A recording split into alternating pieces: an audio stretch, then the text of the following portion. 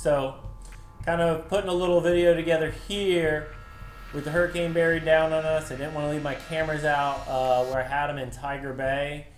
We get a lot. If we get a lot of rain, the last hurricane, it was knee-deep water out there, so I wanted to get them out.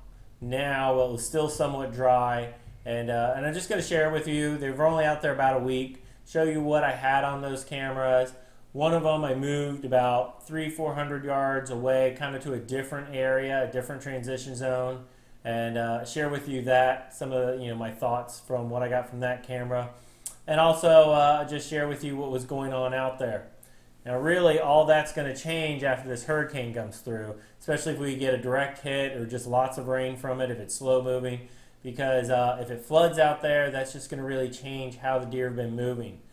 Up to now, it's really been extremely dry out there, especially for the usual, what we normally have those everyday summer rains out there. There's a couple really low-lying spots that normally would have a fair amount of water in them, and 4 weeks ago, they were very dry.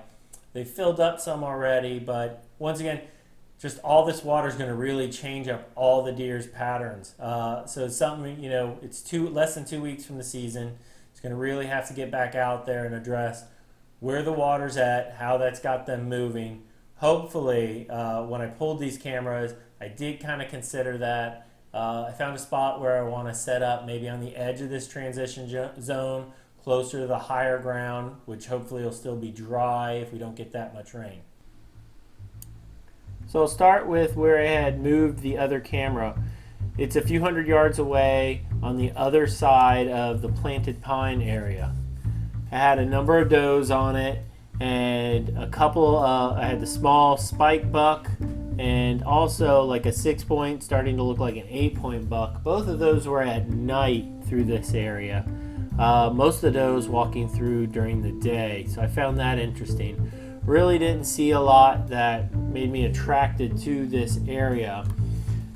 So it's, I just wanted to see what was moving there. We'll see how things turn out after the storms pass.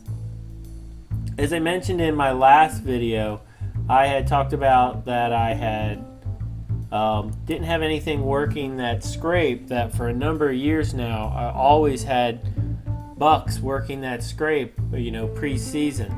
When I went back out there this time, they actually did start working the scrape, but I happened to take the camera on the same tree but shifted it around about 160 degrees. I pointed the camera out in front of kind of my ambush point to see what was working through right in front of the stand instead of just what was on the scrape, figuring that they weren't going to be working that scrape this year. Turns out they got into it, but I did pick up this nice 8-point that's out there. He was moving through the area a couple times at night.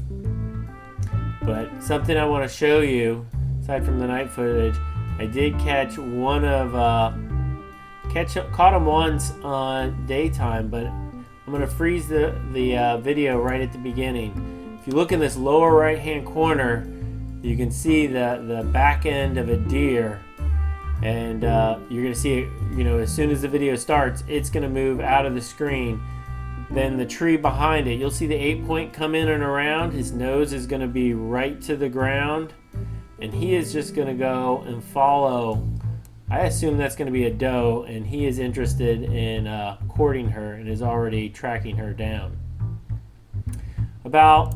With that information, I was looking about 40, maybe even 60 yards back behind where that stand was, that camera.